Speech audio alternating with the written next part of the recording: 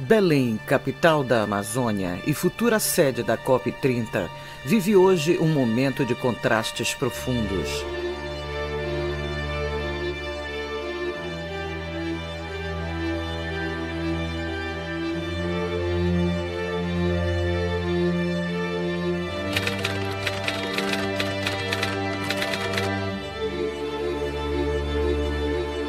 Enquanto o mundo se prepara para voltar seus olhos à cidade, debatendo soluções para as crises climáticas e a preservação ambiental, a realidade local expõe feridas sociais que não podem ser ignoradas.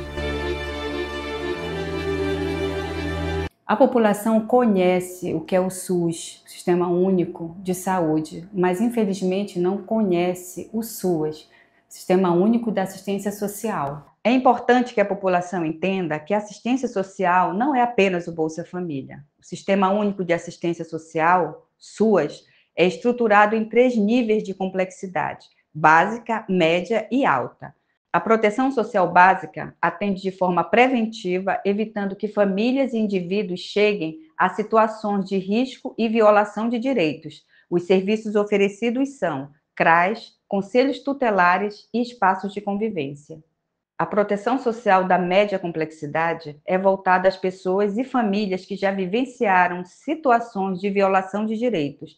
Os serviços oferecidos são CREAs e centros-dia. O público atendido: vítimas de violência sexual, trabalho infantil, pessoas com deficiência, pessoas que sofreram discriminação, adolescentes em cumprimentos de medidas socioeducativas, entre outros. A proteção social de alta complexidade destina-se a quem rompeu vínculos familiares e comunitários. Os serviços oferecidos são abrigos, casas de passagem e casas-abrigo. Público atendido: população em situação de rua, mulheres vítimas de violência, crianças e adolescentes abusados ou abandonados, entre outros. Neste sentido, o principal objetivo do SUAS é promover a inclusão social, atuando de forma preventiva, fortalecendo os laços familiares e comunitários e auxiliando na construção de novos projetos de vida. Aqui, a solidariedade é muitas vezes a última barreira contra o abandono. A rede de assistência social, que deveria proteger os mais vulneráveis, se desfaz diante da falta de recursos, da carência de profissionais e da ausência de condições mínimas de trabalho. Essa contradição escancara um desafio urgente. Não é possível falar em futuro sustentável sem garantir dignidade e proteção às pessoas no presente.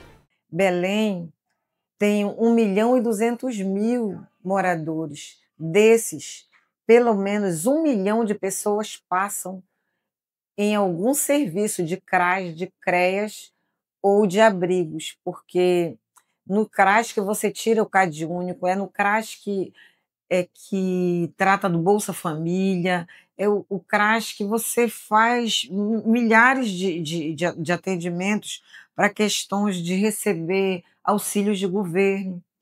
Então, é muito importante que tenha servidor para atender no CRAS.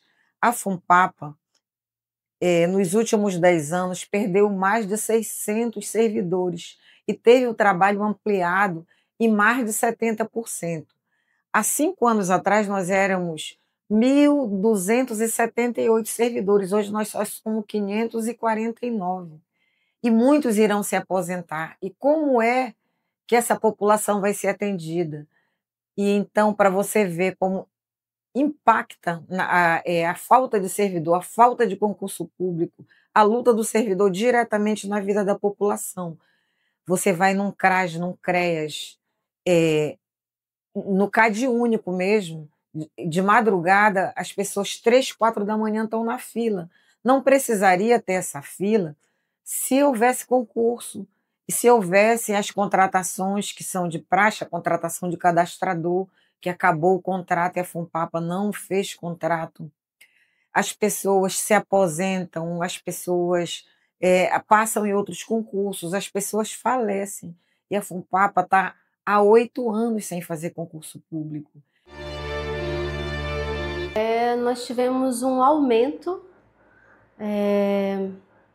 no recebimento dessas pessoas, das pessoas em situação de rua, no Centro Pop São Brás. Hoje nós temos, no mínimo, diariamente, 80 pessoas entrando, no mínimo, e nós temos uma equipe muito reduzida. Muita dificuldade em realizar as atividades porque o número de educadores é insuficiente.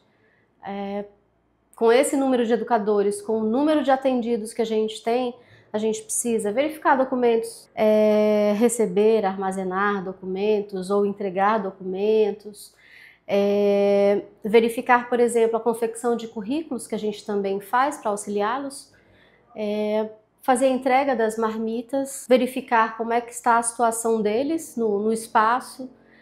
Humanamente impossível fazer as atividades. Quando as atividades acontecem, são de convidados de fora. Dificilmente dá para um educador acompanhar.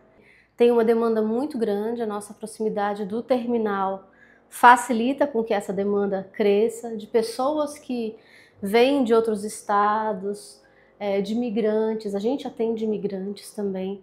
É a gente quem encaminha para os abrigos. O número de vagas nos abrigos é irrisório para atender as demandas que vão chegando. O espaço é insalubre para atender pelo menos os que deveriam ficar para as atividades. Tem um ambiente insalubre, num salão de ar-condicionado que as pessoas se amontoam ali. É um depósito de gente mesmo, porque pro lado de fora a gente tem um calor insuportável. A temperatura é insuportável.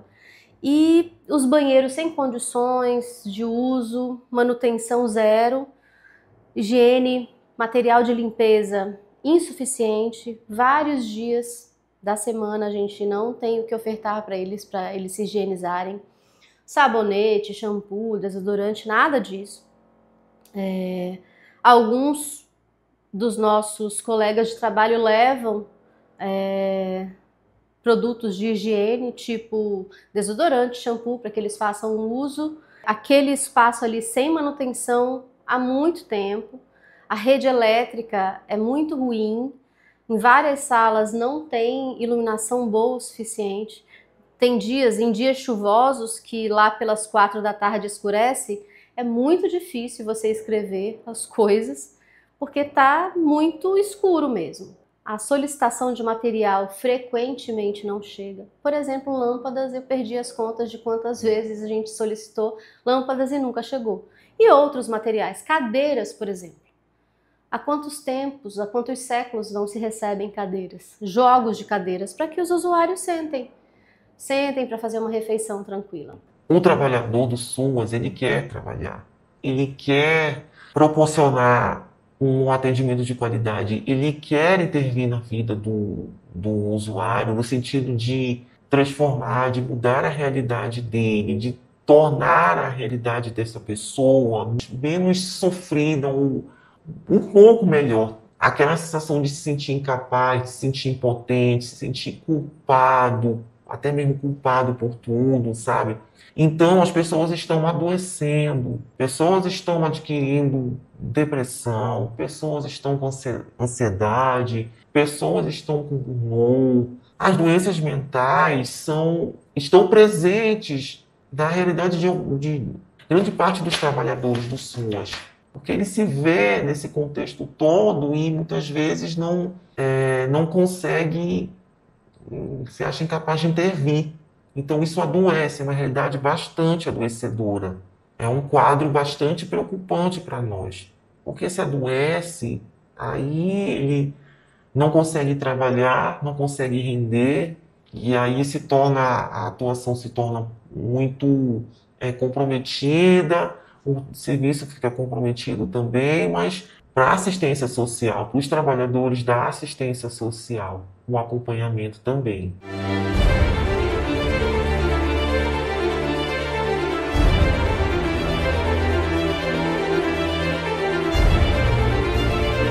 Na Belém apresentada no TikTok, nós estamos invisíveis.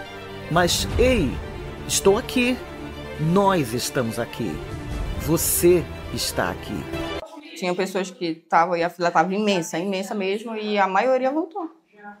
No caso, é a segunda vez que eu estou aqui, eu vim na quinta-feira, não consegui atendimento, porque eu fiquei, terminou às 40, acho que eu estava umas 2 pessoas pro final. Não consegui atendimento. Voltei hoje, mais cedo ainda, e não, já estou aqui até esse horário, né? Vai dar meio-dia. Isso quando a gente consegue um horário para vir aqui, porque nem as pessoas que estão aqui, elas têm seus afazeres também. Não estão aqui porque não tem o que fazer na sua casa. Não é assim. Aí a pessoa disponibilizar de um dia todo para estar no órgão público, que deveria ter um atendimento melhor, é complicado. Tem muita gente que tem criança. Ela, no caso, tem uma criança que precisa dela na casa. Ela não trouxe, por conta que ela precisa da dificuldade da criança, né? Que ele é autista, mas ao tempo que ela está aqui, ela precisou deixar a criança com alguém. É uma humilhação. No abrigo Aral, é um espaço insalubre, um espaço que dificulta toda e qualquer prática esportiva, prática pedagógica também, porque é um galpão, então não é uma residência ou um espaço habitual de moradia. Temos a questão da cozinha, que foi desativada também, e agora se serve marmitas. E é uma comida totalmente diferente do que eles são habituados a comer. Antigamente tínhamos uma cozinha que funcionava, tinha uma equipe de cozinha que auxiliava nesse processo, e tudo isso foi desmontado. Então é muito complicado quando se fala em preservar a cultura desse povo, sendo que eles não têm acesso à sua própria alimentação, da forma como eles são criados, né? Nós violamos desde a alimentação até a moradia no direito dessa população que já lá reside. Nós vemos também crescimento, retorno de algumas dessas famílias ao processo de mendicância. As pessoas veem no sinal, as famílias com as mulheres e as crianças no sinal, exatamente por perderem essa fonte de renda. Então esse governo que veio desmontando uma série de políticas e afetando essa população que nós atendemos no espaço de abrigamento. Desde o número de servidores até o mínimo de renda que elas tinham. Então, temos uma barreira muito grande, além do idioma, essas barreiras que o próprio governo impõe a quem atua com esse público, né? A gente tem do bebê, que nasceu recentemente, ao idoso de 70 anos. Então, é um público muito diverso, com N problemas, principalmente de saúde.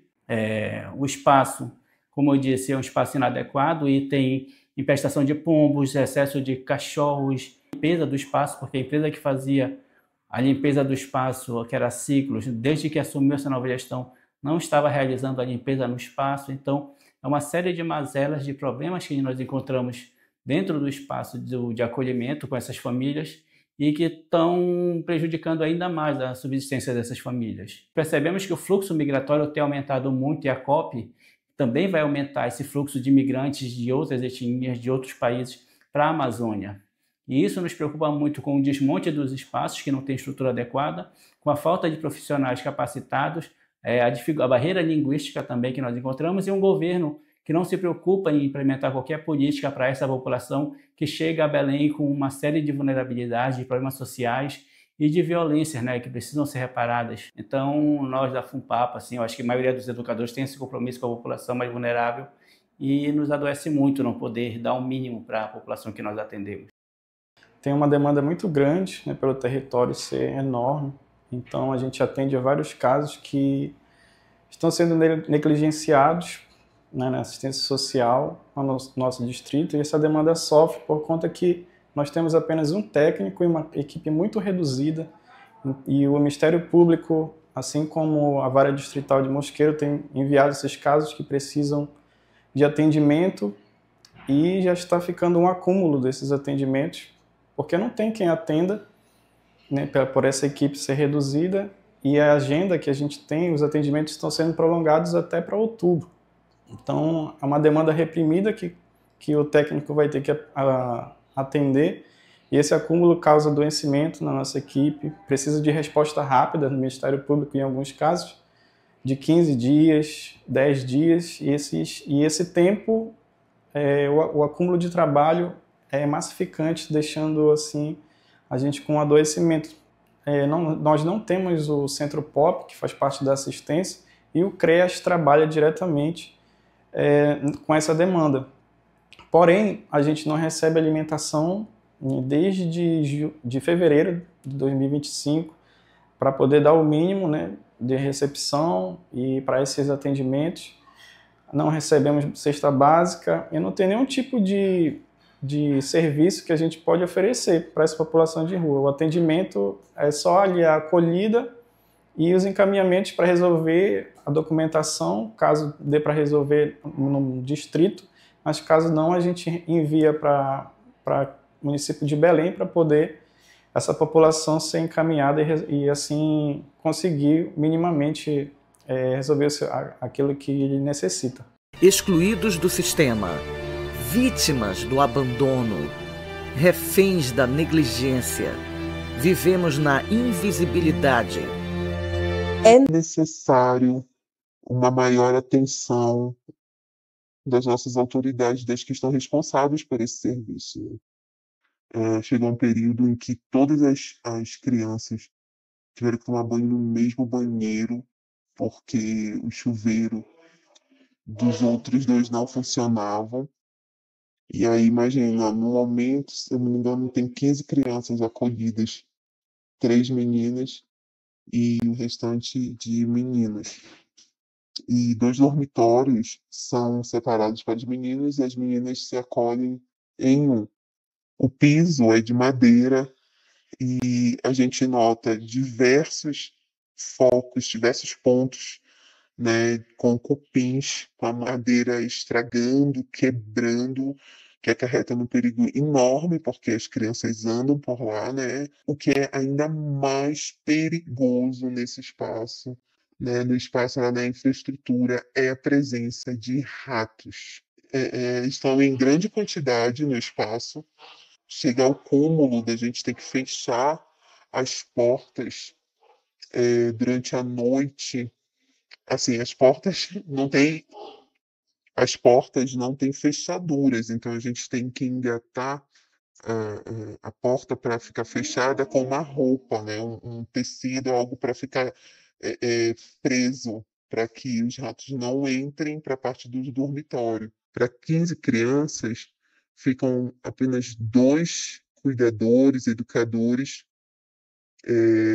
por plantão, às vezes já ficaram até 1 por plantão, para organizar e para trabalhar com essas 15 crianças sem vigilância num espaço que é enorme, né, e que tem todas essas dificuldades de funcionamento, essa infraestrutura precária. Todos os cadernos com informes dos nossos usuários estão espalhados no CRAS e não deveriam ser. Existem informações sigilosas do pessoal, da pessoa, da situação financeira dela, das pessoas que moram naquela casa, e estão todos expostos. A gente está há praticamente 1 mês sem segurança no CRAS, sem segurança alguma.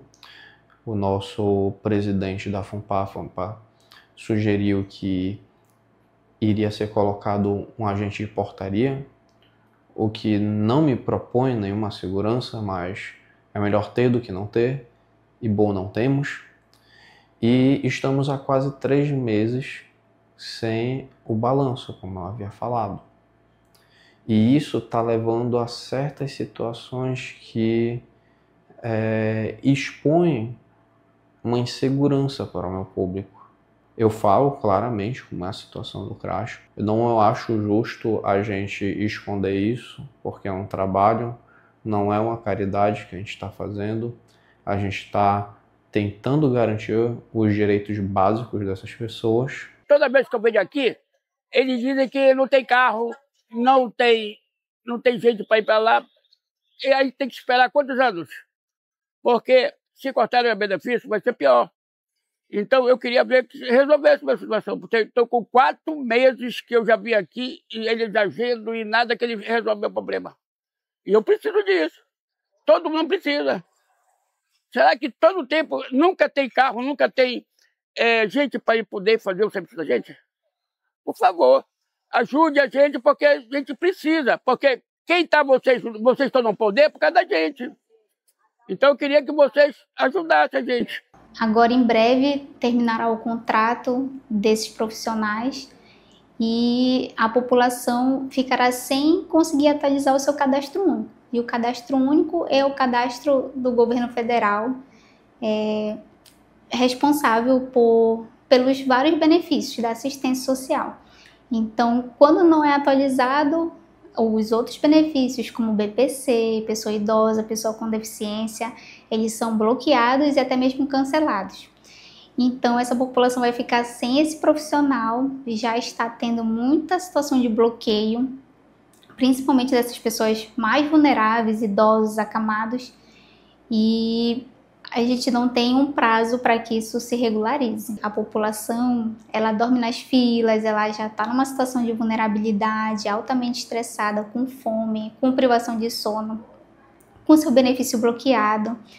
E aí, por vezes, já teve protesto na frente do CRAS, né, com queima de pneus dos próprios usuários por conta da demora do atendimento ou porque não há profissional. Houve também o acionamento da Guarda Municipal para conter os usuários e minimamente apaziguar a situação. A maioria dos espaços da FUNPAPA, né, da Fundação Papa João 23, eles são alugados, o que acarreta também um grande desperdício de dinheiro público, porque se há espaços que são da própria fundação, por que não recuperá-los, né?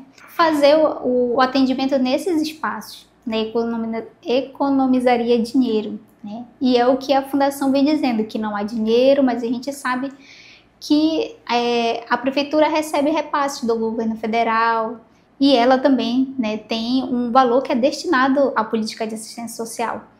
Então, o dinheiro ele é mal gerido, né? Realmente a gente não consegue ver a luz no fim do túnel porque a Fundação Papa João 23, responsável pela política de assistência, junto com a Prefeitura de Belém, não tem indícios que eles vão resolver essa situação, tanto da questão da estrutura dos espaços, quanto a questão de RH, né, para atender a população de uma forma digna que ela merece. Nós estamos com uma precariedade em todos os sentidos, de materiais, de alimentos, o básico, né, o essencial, tanto para o usuário, como para a manutenção do CRAS, de produtos de limpeza, de servidores, né, contratados ou não, no caso os cadastradores. E isso acarreta uma série de insatisfações por parte do usuário e nossa. Quando o usuário ele não é atendido, não são satisfeitas as necessidades dele ou o que ele almeja, ele descarrega em cima do servidor. Então, atualmente, com esse novo processo de visitas domiciliares, o que é que está acontecendo? As pessoas não estão sendo visitadas, porque o carro vem eventualmente, vem uma vez por semana, raramente vem 2 vezes, tem semanas que o carro não vem, e essas pessoas estão 2 até 3 meses com seu benefício, principalmente BPC, bloqueado, e com isso essa insatisfação é muito grande. E muitas vezes a gente é agredida verbalmente aqui, moralmente, porque as pessoas ficam, né, insatisfeitas e descarregam em cima da gente. E o que a gente vê, não há nenhum esforço por parte da FUNPAPA, da prefeitura de um modo geral, para sanar ou tentar resolver essa situação. Há necessidade, se pede carro e até agora a gente vê que não acontece nada. Eles não estão ligando nem para o usuário, eu falo todo dia para o usuário isso, eu disse, olha, a prefeitura não manda, vocês reúnam as famílias, vão para a frente da prefeitura, da FUNPAPA, porque não somos nós. Aí um disse para mim, vocês não estão querendo fazer aqui. Se não é que nós não estamos querendo fazer aqui, é lei. Unipessoal tem que ser feito na residência. Além dos BPCs, tem Bolsa Família bloqueado, Bolsa Família Unipessoal que tem que ser feita a visita domiciliar para ser feito o cadastro. Todo esse pessoal está sem ser atendido, porque não tem carro, não tem cadastrador e não tem condições de fazer dentro do CRAS, porque é lei. Já foram assaltados aí na frente. O usuário chega de madrugada para tentar uma senha, eles já foram assaltados aí na frente, já houve denúncia para a gente, e eles, quando chegam aqui, não tem nem um café sequer para dar, que antigamente tinha um café e uma bolacha. Às vezes não tem água. Vem a água, mas não vem copo descartável. Nós temos água, mas não tem copo. E quem estava comprando copo era um colega nosso. Eu disse, eu me nego a fazer isso. Eu fico com pena das pessoas, mas infelizmente é isso. A necessidade de cestas básicas nos CRAs, elas são muito importantes para muitos usuários, porque muitos usuários estão com problemas de doenças graves, eles já têm uma situação de vida precária, não tem, né, condição nem de comprar remédio quanto mais alimento. E eles vêm muito em busca desse, não é nem cesta básica que a prefeitura dá, é um apoio, que é pouca coisa. Mas este ano nem isso veio, até agora. Nem apoio alimentar veio para dar para esse usuário. E eles vêm aqui, a gente tem que dizer um não, infelizmente.